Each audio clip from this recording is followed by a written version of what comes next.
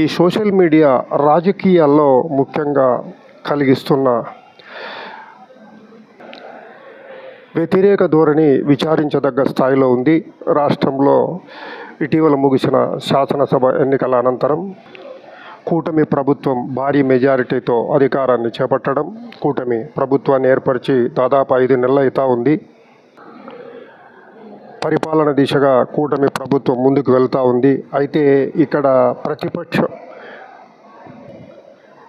వైకాపా నుంచి ప్రభుత్వంపై మీడియా వేదికగా జరుగుతున్న దాడిలో కూడా పాలన కంటే కూడా పాలనలలో లోపాల కంటే కూడా అటు కూటమి నుంచి వైకాపాపై దాడులు ప్రతిదాడులు కూడా ఎలా ఉన్నాయంటే, కూటమి పాలనపై కంటే కూడా ఎన్నికల ముందు టీడీపీ ఇచ్చిన సూపర్ 6 పథకాలు అమలు చేయలేక కూటమి ప్రభుత్వం డైవర్షన్ పాలిటిక్స్ చేస్తోందని వైకాపా ఆరోపిస్తుండగా, వైకాపా సోషల్ మీడియా వేదికగా గత 5 సంవత్సరాల్లో కేవలం ప్రతిపక్ష నాయకులనే కాక వారి కుటుంబాల్లో మహిళలను, చిన్నారులను వేదికగా వ్యక్తిత్వ హననానికి పాల్పడిందని, ఆ దిశగా ప్రస్తుతం కూడా వైకాపా ముందుకు వెళ్తోందన్నది కూటమి నాయకులు, ఆ పార్టీల అధినేతల ఆరోపణలు కాగా, అదే కోవలో వైకాపా కూడా టీడీపీపై ఆరోపణలు ప్రత్యారోపణలు రోజు రోజుకు ముందుకెళ్తున్నాయి.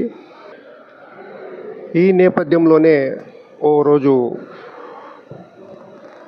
జనసేన అధినేత డిప్యూటీ సీఎం పవన్ కళ్యాణ్ ఆగ్రహం వ్యక్తం చేసిన నేపథ్యంలో ప్రభుత్వం వైపు నుంచి కూడా సోషల్ మీడియా వేదికగా గత 5 సంవత్సరాల్లో ఎదుటిపక్షం నాయకులు, వారి కుటుంబాలను వ్యక్తిత్వ హననానికి పాల్పడ్డారన్న ఆరోపణలు ఉన్న వారిపై కేసులు నమోదు చేస్తూ ముందుకెళ్తున్నారు. విస్తృత స్థాయిలో ఈ కార్యక్రమం కొనసాగుతున్నట్టు మనకు సోషల్ మీడియాలో తెలుస్తూ ఉంది. మరి అప్పటి ముఖ్యమంత్రి వైకాపా అధినేత జగన్మోహన్ రెడ్డి, ఆయన కుటుంబంపై కూడా జరుగుతున్న ఇదే నేపథ్యంలో జరుగుతున్న ఎదుటిపక్షం ఆరోపణల మాట ఏమిటన్నది వైకాపా వారి ఆరోపణ. ఏదేమైనా రాజకీయాల్లో ప్రతిపక్షం అధికారపక్షం అన్నది కామన్. అధికారపక్షం ప్రజా సంక్షేమాలకు తిలోదకాలు ఇచ్చి, అభివృద్ధి కార్యక్రమాలకు తిలోదకాలు ఇచ్చినప్పుడు ఆ మేరకు విమర్శించడంలో తప్పు లేదు. అలాగే తమను ప్రతిపక్షం విమర్శిస్తున్నప్పుడు ఆ కోవలో వాటికి సమాధానాలు ఇస్తూ, ప్రజల్లో ఏదైనా వ్యతిరేక ధోరణి వస్తుంటే అది దిద్దుకుంటూ అధికారపక్షం ముందుకెళ్ళాలి. గత 5 సంవత్సరాలైనా ప్రస్తుతం జరుగుతున్న పీరియడ్లోనైనా. అయితే ఆ కోవలో కాకుండా తమను ప్రతిపక్షం ఎండగడుతోందన్న కోణంలో ఆక్రోశంతో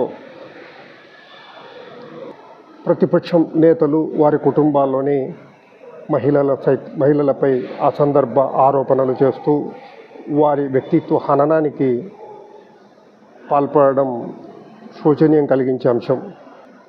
గతంలో పాలిటిక్స్ మనం గమనిస్తే ఇటువంటి పరిస్థితి ఉండేది కాదు. మరి ఇప్పుడు ఈ పరిస్థితి ముందుకెళ్తా ఉంది. కేసులు పెడుతున్నా కూడా ఆ విధంగా సోషల్ మీడియాలో అటువంటి వ్యక్తిత్వ హననానికి పాల్పడుతూ ఆరోపణలు చేస్తున్న వారిపై కేసులు పెడుతున్నా ఇంకా ఈ ఉధృతి తగ్గుతున్న వాతావరణం కనిపించడం లేదు. ఇది తమపై కేసులు పెట్టినప్పుడు అంతకుముందు ఎవరైతే ఆరోపణలు చేశారో వారు తర్వాత పశ్చాత్తాప ధోరణితో క్షమించమని కోరడం కంటే కూడా తాము ఒక వ్యక్తిగా నైతికంగా పతన దిశగా ఉన్నామా, ఒక వ్యక్తిగా తాము సమాజ పురోభివృద్ధిలో తమకంటూ తమ వ్యక్తిత్వాన్ని దిగజారుడు దిశగా నడుచుకుంటున్నామనేది ఎవరికి వాళ్ళు ఆలోచించుకోవాల్సిన అంశం. అంతే తప్ప కేవలం కేసులతో కూడా ఇది ఫుల్ స్టాప్ పడుతుందంటే కాదని చెప్పుకోవచ్చు. ఏదేమైనా కూడా ప్రతి ఒక్కరూ పెరిగిన టెక్నాలజీని సమాజ పురోభివృద్ధికి, వ్యక్తిత్వ పురోభివృద్ధికి ఉపయోగించుకోలే తప్ప ఇదే ధోరణితో ముందుకు వెళ్ళడం విచారించదగ్గ అంశమని రాజకీయ విశ్లేషకులు, రాజకీయ నేతలు, మేధావులు పేర్కొంటున్నారు.